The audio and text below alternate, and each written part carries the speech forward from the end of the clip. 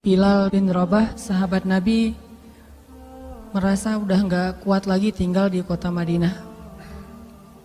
Karena setiap kali Bilal datang ke masjid, maka Bilal akan melihat rumah Nabi di sebelahnya yang di dalamnya ada kuburan Rasul.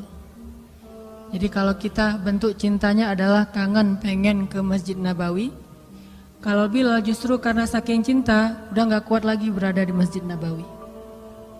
Karena orang yang dia cintai telah wafat. Sehingga sejak Rasulullah wafat, berkali-kali Bilal minta izin kepada Abu Bakar untuk ikut jihad dan gak pulang lagi ke Madinah, pengen tinggal di tempat yang lain. Tapi gak diizinkan oleh Abu Bakar sampai akhirnya setelah sekian lama membujuk Abu Bakar bisa diizinkan, pergilah Bilal dan akhirnya Bilal tinggal di Syam. Kalau sekarang Suriah. Di sanalah Bilal menikah. Jadi selama ini dia asik dengan cintanya kepada Rasulullah sehingga gak sempat mikirin pernikahan. Jadi kalau masih ada yang ngerasa galau soal pernikahan, mending belajar mencintai Allah dan Rasul aja deh. Insya Allah gak akan galau lagi soal kapan nikah, gak apa-apa. Saya mah udah punya cinta yang besar, yaitu kepada Allah dan Rasul. Akan tersibukkan dengan sendirinya hatinya dengan cinta yang sebenarnya. Baru berangkat ke Syam, sampai di Syam Bilal menikah di sana. Menikah di sana, hidup di sana sampai setelah beberapa tahun berada di Syam, akhirnya bergantilah pemerintahan dari masa Abu Bakar ke masa Umar bin Khattab. Setelah beberapa tahun di Syam, pada suatu malam Bilal menangis. Malam-malam dia bangun nangis, gerung-gerung gitu kayak anak kecil. Istrinya nanya, "Ya Bilal, ada apa? Kamu mimpi buruk?" "Enggak, justru ini mimpi baik." "Mimpi apa?" "Aku mimpi ketemu dengan Rasulullah SAW." Dan Rasulullah bersabda, "Siapa yang melihat aku dalam mimpi, berarti dia melihat aku dalam kenyataan." Aku bertemu dengan Rasulullah di dalam mimpi dan Rasulullah berkata, "Ya Bilal, kami rindu kepadamu. Sudah lama engkau tidak mengunjungi kami ya Bilal." Setelah bangun dari mimpi itu, Bilal semakin rindu kepada Rasul, merasa bersalah udah lama gak menjenguk Rasulullah. Akhirnya Bilal pun memutuskan untuk, kalau bahasa kita mah umroh, memutuskan untuk ziarah ke makam Rasul. Berangkat Bilal dari Syam, umroh ziarah ke makam Rasul. Melihat Bilal masuk lagi ke kota Madinah, penduduk Madinah itu berasa seperti hidup lagi di zaman Rasul. Senang gitu, dan Umar sangat senang dengan kedatangan Bilal. Sehingga selesai Bilal sholat, selesai Bilal ibadah sunnahnya, termasuk menjenguk atau berziarah ke makam Rasul dan Abu Bakar. Kemudian Umar berkata kepada Bilal, "Ya Bilal, sudah lama kami tidak mendengar suara azan darimu.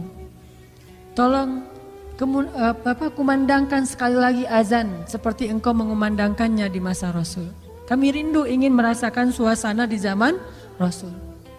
Benar Bilal, kata para sahabat yang lain yang ada di situ. Umar, kemudian Abdurrahman, beberapa orang sahabat, "Ya Bilal, azan, kami ingin mendengar suaramu seperti dulu kami mendengarnya di masa Rasul." Kata Bilal, "Saya tidak akan kuat." Kata mereka, coba dulu kamu usahakan karena kami ingin sekali mendengarnya. "Saya tidak akan kuat. Cobalah wahai Bilal demi kami supaya kami bisa semangat lagi dalam beramal soleh mengikuti perjuangan Rasulullah." Akhirnya karena udah dipaksa terus, Bilal pun mengumandangkan azan. Allahu Akbar, Allahu Akbar. Kota Madinah kaget mendengar suara Bilal. Orang-orang yang ada di rumah semuanya mengatakan, "Apakah Rasulullah sudah bangkit kembali? Apakah Rasulullah sudah bangkit kembali?" Mereka semuanya kaget dan bahagia, seolah-olah Rasulullah sudah bangkit dari kematiannya. Seperti Isa seolah-olah diturunkan kembali setelah dia diangkat ke langit. Satu kota Madinah tuh kaget bahagia gitu. Kayak seorang ibu yang kehilangan anaknya tiba-tiba mendengar suara anaknya dari jarak dekat dan ingin dipeluk segera anaknya itu. Saking rindunya mereka kepada Rasulullah. Allahu Akbar, Allahu Akbar. Pasar yang tadinya ramai tiba-tiba sepi mendengar suara Bilal yang masih sayup-sayup. Asyhadu an la ilaha illallah. Semuanya berlari keluar dari tempat-tempat kerja mereka, dari pasarnya, dari rumahnya. Semuanya berlari ke masjid ingin memastikan apakah Rasulullah sudah dibangkitkan kembali. Bahagia semuanya. Apakah Rasulullah sudah dibangkitkan? Apakah Rasulullah sudah hidup lagi? Semuanya bertanya dengan pertanyaan yang sama. Asyhadu an la ilaha illallah. Semuanya semangat datang ke masjid, ngumpul, rame banget. Kemudian ketika Bilal mengatakan, Asyhadu anna Muhammadar Rasulullah. Asyhadu anna. Enggak sanggup lagi Bilal, berhenti di situ. Kemudian Bilal menangis dengan suara nangis yang luar biasa kerasnya. Lalu satu masjid menangis, lalu satu kota Madinah menangis. Sehingga para ulama mengatakan, tidak pernah kota Madinah menangis sedahsyat mereka menangis hari itu kecuali ketika Rasulullah wafat. Cuma 2 kali menangisnya kota Madinah paling dahsyat. 1 hari ketika Rasulullah wafat, kedua hari ketika Bilal kembali mengumandangkan azan dan mengucapkan asyhadu anna Muhammadar Rasulullah. Semuanya menangis. Semuanya merasa kehilangan Rasulullah. Semuanya merasa bahwa mereka ingin kembali di zaman ketika Rasulullah masih hidup. Lalu mereka bertanya setelah semuanya selesai menangis, ya Bilal, kenapa kamu tadi menangis?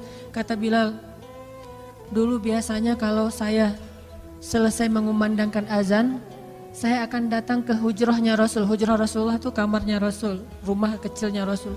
Selesai azan saya akan datang ke rumahnya Rasulullah dan memanggil, ya Rasulullah as-salah, as-salah. Rasulullah gak keluar sampai mendengar suara Bilal memanggil beliau secara khusus. Udah selesai azan, Bilal manggil Rasul, ya Rasulullah as-salah, as-salah. Baru Rasulullah keluar dengan wajah berseri-seri.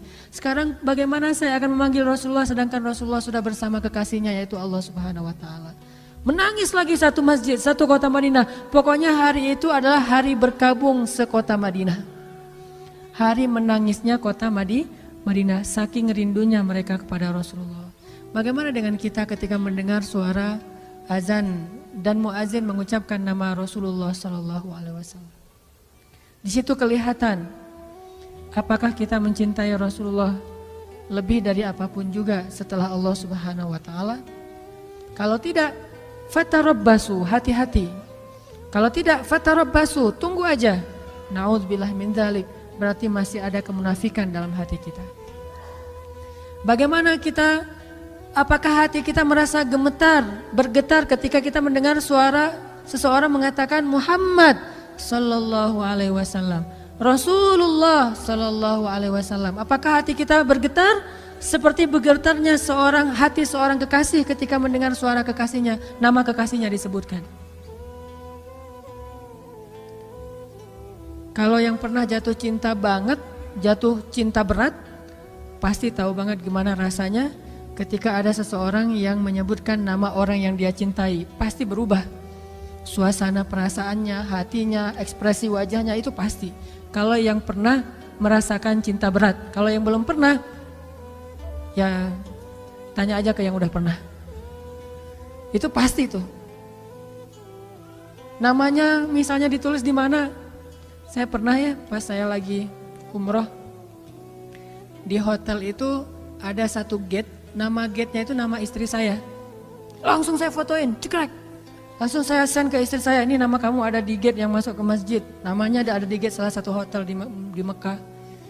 Pas saya baca itu kayak ada beda gitu dengan membaca gate-gate yang lain. Walaupun ada gate Abdul Aziz, King Fahad atau apa segala macam. Ini ada satu gate bukan di masjid sih. Kalau di masjid keren banget istri saya. Di hotel gitu, gate-nya itu menuju ke masjid, nama istri saya. Nama panggilan sayang saya kepada istri saya. Itu beda hasilnya, beda rasanya. Bagaimana ketika nama Rasulullah Sallallahu Alaihi Wasallam disebutkan? Apakah kita mencintai nama itu? Muhammad. Sehingga kita ingin memberikan nama itu kepada anak kita. Atau kita senang dipanggil Muhammad. Orang Arab kalau nggak tahu namanya pasti memanggilnya Muhammad, gitu kan? Bukan, saya bukan Muhammad, saya Hanan. Enggak, saya Muhammad. Nama saya Hanan, tapi saya cinta dengan Muhammad. Atau mereka manggilnya ya Abdullah. Kalau dipanggil oleh orang Arab Abdullah ya, jangan bilang saya bukan Abdullah. Abdullah, enggak, saya bukan Abdullah. Terus kita hamba siapa kalau bukan hamba Allah kan ya? Abdullah itu panggilan universal, semua manusia itu Abdullah. Dan secara akhlak kita harusnya senang dipanggil Muhammad, orang yang terpuji akhlaknya. Muhammad, alhamdulillah, mudah-mudahan sesuai dengan nama yang diberikan kepada saya. Walaupun nama aslinya bukan itu. Abdullah, ya saya Abdullah, nama saya Hanan gitu. Bukan saya bukan Abdullah, terus saya siapa? Kan gak mungkin kan? Semua kita adalah Abdullah. Begitulah cintanya Bilal, cintanya para sahabat kepada Rasulullah, rindu kepada Rasulullah SAW. Terus bagaimana cara kita sekarang mencintai Rasul sementara Rasulullah sudah nggak ada? Apakah hanya dengan menangis ketika mendengar namanya disebutkan dalam lantunan azan? Ada cara lain. Cara kita mencintai Rasulullah setelah Rasulullah tidak ada adalah mencintai para pewaris-pewaris Rasul. Al-ulama warasatul anbiya. Pewaris Rasulullah itu adalah para pembawa risalah dakwah dan para ulama. Ulamaul ummah, ulamanya umat kaum muslimin. Saya bukan ulama, saya hanya dai biasa.